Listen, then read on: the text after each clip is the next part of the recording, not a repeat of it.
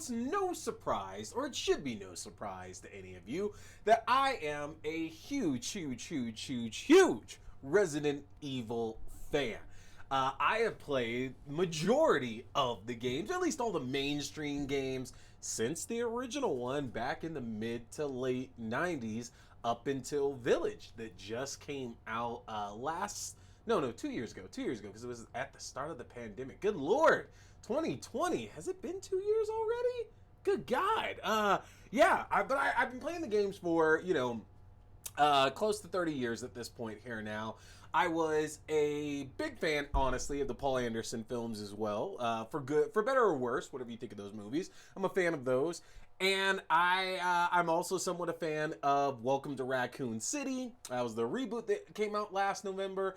And I've seen a lot of the animated films as well, too. I am a fan. I have the books as well. Like, you name it. Resident Evil, I'm in on it. So it wasn't going to take much from Netflix to get me on board with this series. Netflix unveiled this show last year, if I'm correct, and all they let us know was that Lance Reddick from John Wick, amongst a lot of other shows that we've all seen and love and enjoy, was going to be taking on the role of Albert Wesker from the games and the movies and all that stuff.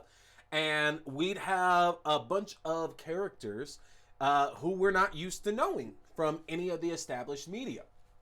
And when this was revealed, I feel that should have been a gigantic heads up to everybody that this was not going to be the Resident Evil of old that we grew up on. This wasn't even going to be the movies.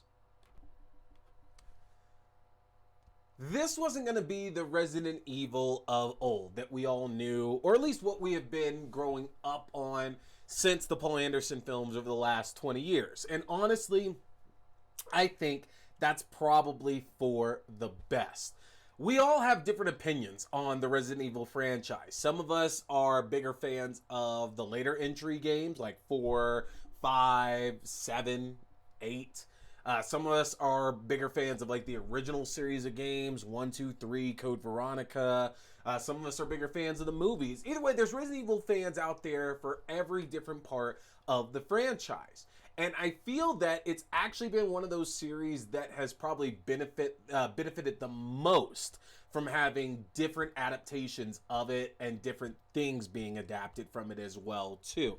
And what I mean by that is that the Paul Anderson films were not direct adaptations, hence why we got Alice as our lead character. And while, yeah, we had other characters that showed up, the Redfield showed up, Leon Kennedy showed up, Jill Valentine showed up. We had a lot of people that showed up from the games in those movies. As well, we saw a lot of like the creatures that were featured in those in the games, featured in the movies as well too. So we've gotten to see a lot of Resident Evil Realize, but the one thing that has eluded us, and Welcome to Raccoon City is probably the closest live action version that we've gotten to that, is that we just haven't gotten a straight up adaptation of the series, which is what I think a lot of fans have been asking for as well too. They just want to see, the first 3 games even realized in a movie. And I say first 3 games only because the story of those first 3 games really all blend together fairly seamlessly. Like the first one is the story of, Spencer Mansion and Jill and Chris and Barry and Wesker, and the rest of the STARS team getting stuck in that mansion and all the shit that goes down there. And then 2 and 3, as we know, or if you don't know, they run concurrently. So 2 tells the story of Leon Kennedy and Claire Redfield coming to Raccoon City to find Chris, see what's going on. And 3 tells the story of Jill Valentine trying to escape Raccoon City at the same time that Claire has shown up in town to find her brother. I say all this, you can see my geekdom coming out here for this. But either way, I think a lot of fans wanted just a straight up adaptation of it. And as a kid, when you're younger, you definitely want those same things as well, too. Some of you might have been lucky enough to read the Resident Evil script that was done by George Romero, of all people. Yeah, a lot of you might not know that. George Romero actually took a stab at a Resident Evil movie over 20 years ago. It's a fantastic script, and quite honestly, it was a good blend of the first game, along with actually taking some of the elements from Paul Anderson's first movie as well too, which is very, very interesting, because I would imagine that those two didn't really have anything to do with each other in the versions of the script that they produced. But it is interesting though, because Romero's script does stick closer to the games itself, where again all the characters from the games are showing up in there, albeit some of them have different storylines than they did in the games there. But they also add in like all these extra characters who basically end up being like the umbrella team that they send down to the facility, to the hive, whatever the hell it's called in the first movie. But I'm talking all of that to bring us back around to the TV show, to where after 20 years of live action movies, movies, and then animated TV series and movies as well too, I think the only way to approach this Resident Evil series was completely from scratch. Because then you have to ask yourself the question of, all right, well, if I'm not going to start from scratch, if I'm literally just going to adapt shit that's already been done, well then, where am I setting it then? Because Resident Evil starts in the mid to late 90s. Like, timeline-wise, that is where or when Resident Evil actually started up. And of course, you could update things as well, move them ahead, but why go through all that trouble? Why not just take the idea that, look, Umbrella exists, they're an evil corporation, they made the T-virus, that is all you need to know about them. If you have any kind of any kind of history with the Resident Evil series, then you know who Umbrella is, you know they're the bad guys, you know they're behind pretty much everything. And that's all we should need to have for this. Beyond that, if you pepper things in here throughout the series that give us like nods to the games or the movies or anything like that, that's cool too. But why waste our time following the exploits of the previous games? One, we're probably not going to get that budget.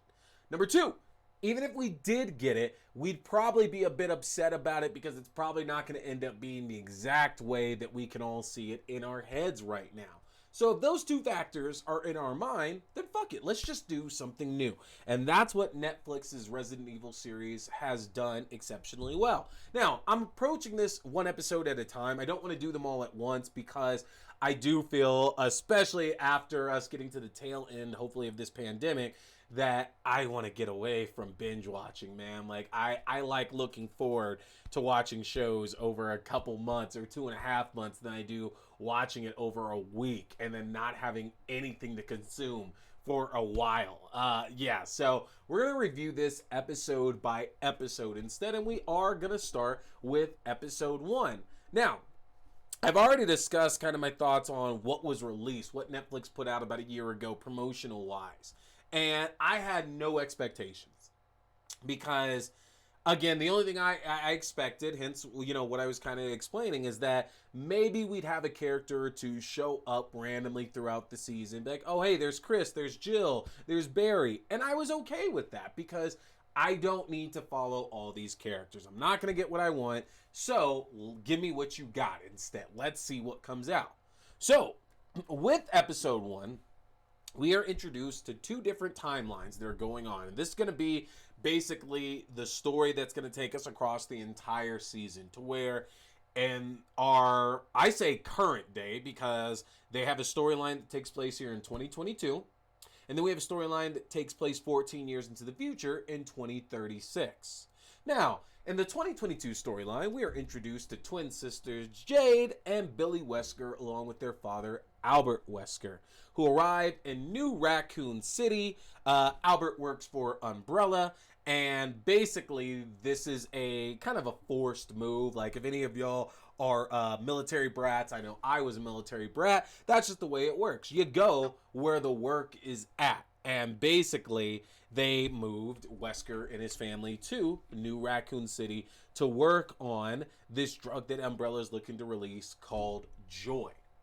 Now, of course, having teenage daughters, that is an adventure all into itself. So we get to see Jade and Billy try to fit in their new town and in their new school and deal with all the plights and perils that come with that as well too. We could tell that Jade is definitely the more upfront, adventurous, outgoing, whatever you want to describe, sister of the two. She definitely has, she's more opinionated about things, but she very much cares for her sister. And our hope, because what we definitely have seen in this storyline throughout episode 1 is that Jade is very, very rough around the edges. We can tell, obviously, there's definitely resentment there, not just towards her father, but to the world just around her. We get the impression for sure that life hasn't been amazing for Jade and Billy both, but Jade definitely, like, the way that she's presented definitely seems like she's been through a bit more of the ringer that maybe even Billy has. Though we are given a bit of background that maybe there was an issue in their previous school with Billy getting some fights and arguments and having issues with classmates, so it's a new beginning that everybody needs to fit in, as Billy kind of presents herself as the boring sister, as Jade kind of points her out to be. And it's not really her wanting to be boring, it's her not wanting to cause trouble, not wanting to, get out of line, just wanting to have a normal life, which can be hard when your father is a scientist working for Umbrella, working on a drug that, again, we know Umbrella, so we know nothing is as simple as it can be.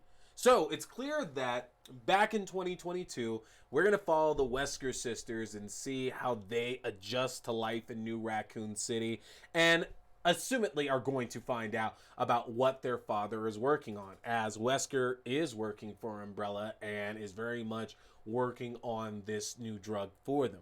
Now, what's different is that this Wesker seems to be very cautious, seems to be very concerned about everything that's going on, and clearly also loves his daughters, but there's some kind of secret being harbored there as well, too. As we know, Wesker's taking the blood from his daughters and seems to be injecting that into himself. Now, this is pure speculation mode at this point. We know, or at least in the games, Wesker is a character who becomes infected by the end of the first game, or was already infected, depending on, what storyline you're going from.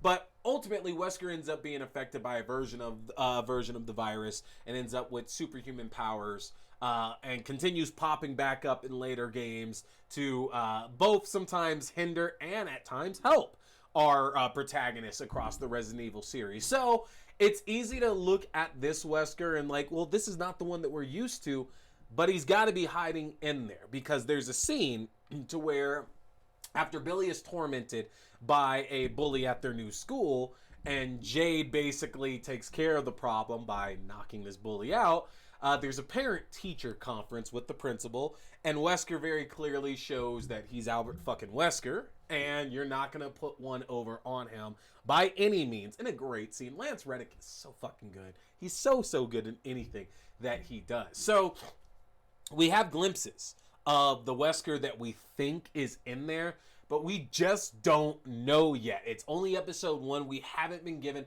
enough information, but is this going to be the cool, suave, jacket-wearing, like sunglasses-wearing Wesker who will snap a neck and to get what he wants? He's going to get results however he has to get them. And I do like the fact that they have Lance Reddick wearing, I know they're just regular glasses, but I do feel those glasses are a stand-in. I feel that was absolutely a purposeful choice, having Wesker here wear just regular glasses, because that's the idea, is that, again, in the games, Wesker is always wearing his glasses. Always. And this Wesker here is always wearing glasses as well, too. So that's something that we have taken from the games that's still showing up. Now, a lot of the backlash on the show so far has been about this 2022 storyline, that a lot of people aren't enjoying Jade and Billy. And what I will say is that by the end of episode 1, I definitely am enjoying Billy more than I am Jade. I'm hoping that Jade has redeeming qualities, because I think the bigger issue that I'm having with Jade is the fact that there is no wiggle room for her. There is no give. Like, she's kind of an asshole to everybody she meets. And I understand. I get the idea that she's been through some trauma. She's resentful and she's holding on to grudges. I'm cool with that if we get a break from that later on. It's only episode 1, so we don't know where that's going there. But I don't know if I can do what I assume is 8 episodes, maybe 12 episodes of Jade just being this angry, vengeful kid. And I say that because the future storyline in 2036, at least for the moment, is following a very much adult Jade, who is now no longer in New Raccoon City in South Africa, but now she's in London. And what we can basically see from where she's at is that London, at least, looks absolutely decimated. Basically, it's the idea that we've seen in plenty of apocalyptic films there, or zombie movies, to where their decimation has occurred over the world, over the cities, whatever at this point. London doesn't look too good, and Jade clearly seems to be running some kind of experiment on zombies. Zombies are present here. Yes, we do have zombies. What is interesting about these zombies, though, is that after a botch running one of these experiments, the zombies give chase to Jade, and we find out that these zombies, we haven't seen any in the 2022 storyline yet, but here in 2036, the zombies here in 2036 are fast moving. Now, that's not necessarily foreign for Resident Evil. If y'all are aware, the Resident Evil remake that first came to GameCube a while back introduced Crimson Heads. Crimson Heads were the revamped zombies, to where basically they didn't die right away. Even if you got a headshot, they could still get back up. You had to completely destroy the brain to kill them. Not just bullet through or anything, you had to completely destroy it. And the advantage of these Crimson Heads were they're a little bit more violent, a little bit more aggressive, and they had better mobility. These were also realized in the movies eventually too, when they got the super zombies around the time of Resident Evil Extinction, my favorite Resident Evil movie.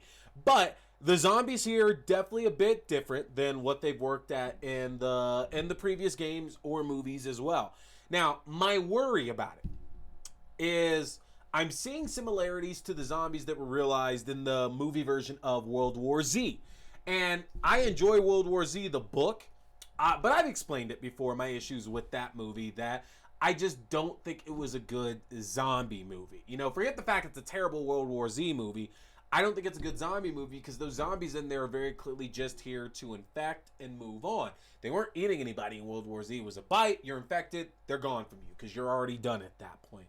And while we haven't seen that here, it's only episode 1, I have a worry just by what Jade is trying to investigate with these zombies, that might be where we're going. That this isn't going to be a simple idea of, hey, they just, they're just basically like dead human beings who are coming to consume flesh and that's it. I don't need it to be complicated, but this seems like it's going to be a storyline as Jade was investigating this. What's more interesting, though, is that it's hard to tell who she's working for, because I think the easy guess would be to say that Jade is working for Umbrella. Whether that's secretly or whether that's right out in the open, it seems like Jade could be working for Umbrella, but we're not given all that information.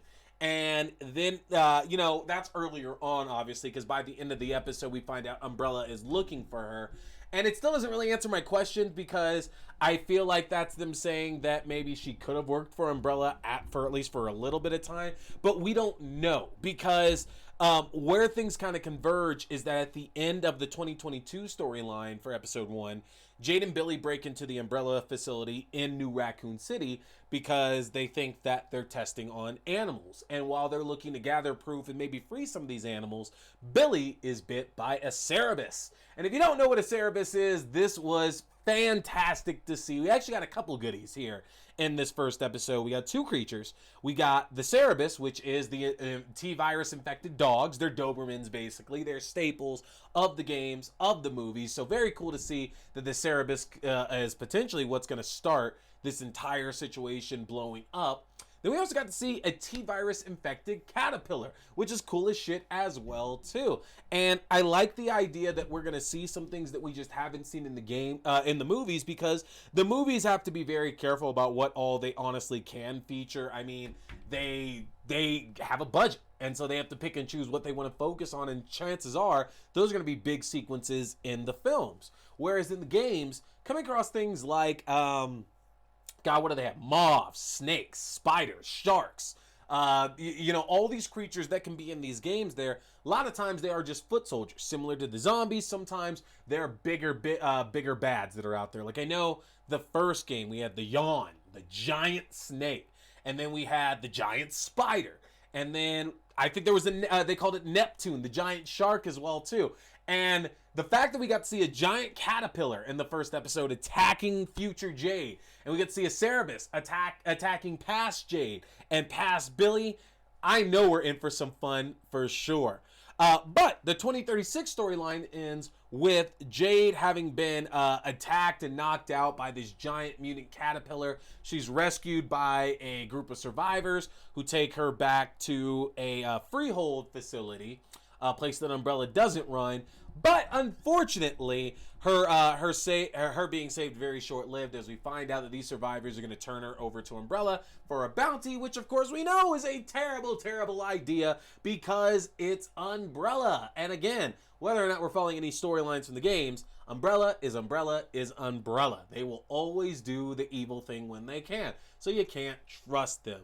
And we are left with the end of this episode revealing that in the future, that according to the Umbrella operative, that Jade's sister Billy is still alive. And rather than return with Umbrella back to the Umbrella facility and maybe have a chat with her sister, Jade decides she's going to leave the freehold that is surrounded by an endless amount of zombies and take her chances out there instead, as Umbrella wipes out the freehold facility. So this is episode 1. Now, you're very much going to be into it from what you're seeing, or you're just done. I will say it like this. I think Resident Evil fans are going to have a harder time sticking with this series, because I do feel that being a big Resident Evil fan might mean that you're unwilling to experience anything else. You're unwilling to look at or enjoy anything else that's Resident Evil related if it's not going to be a direct adaptation. And I've seen that online. The chatter definitely shows that folks just want Resident Evil, and that's it at that point. And I completely get that. But guys, we have to understand, we're just not going to get these 100% adaptations. They're not going to happen. So if you can't get on board with seeing something differently realized in the world of Resident Evil, at least right now, because we don't know where they're going to go. The fact that they're calling in 2022 this new Raccoon City implies there was an old Raccoon City. So does that imply that the events at Spencer Mansion and the Arclay Mountains did still occur? We have no idea as of yet. We could still have characters popping up by mid to end of the season. We just have no clue yet, folks. But I will say is that I feel it's going to be easier for a casual fan to jump into this series versus somebody who's been a big Resident Evil fan for going on almost 30 years at this point. I think there's a lot to like in it, but I can also see where folks are not really enjoying the teen drama of the younger storyline, but at the same time, I do get it because it seems like it's appealing to the same crowd that those Resident Evil games are shooting for as well too, which is the older teens and those in the 20s. And that's where those storylines are really going to get you pulled in. I don't mind it because I know we're all leading to these relationships that are being built. We're showing how strong they were, and that's important. That's important for character development. So I like what we're seeing in both sets of storylines. I am really, really hoping again, though, that Jade mellows the fuck out, because I enjoy the actress. I think she's doing a great job in the role for sure. But Jade needs a bit of a reprieve. Jade needs like something to smooth those edges out around her, and I'm hoping we get that sooner than later. But that's it here for episode 1. There are plenty of Easter eggs with nods to the game thus far in episode 1. I'm hoping we get more and more in episode 2 as well. We'll find out. So far, nobody's punching a boulder as of yet. So once we get that, I'll kind of let y'all know where we're going with that now. But check it out. Resident Evil is available on Netflix right now. You're definitely going to want to go and catch these episodes while you can. But we start getting more and more and more, because we got all this DLC coming to Resident Evil Village this fall. It's coming out in October. So go ahead, check out the review, folks. I'm glad you liked it. Be back here next week. I'm going to post my Resident Evil episode reviews weekly on Thursdays or Fridays, all right? It's going to be one or the other. I haven't decided which one yet, but it'll be Thursday or Fridays. Can't go wrong with that. Next week, we'll have episode 2 back for you, folks. I'm T. We've been talking scary movies. Stay scared. Hey everybody, I appreciate you checking out this video, whether it was a review, whether it was a new episode, whether it was an unboxing, an interview, or whatever else. I want to remind you, you can check out my separate reviews also on my YouTube page, and new full episodes go up every Wednesday night on YouTube at 8:30 p.m. Mountain Standard Time, and on your favorite podcasting platforms at 8 p.m. Mountain Standard Time. Don't forget to hit that subscribe button, like and share. My name is T. We've been talking scary movies. Stay scared.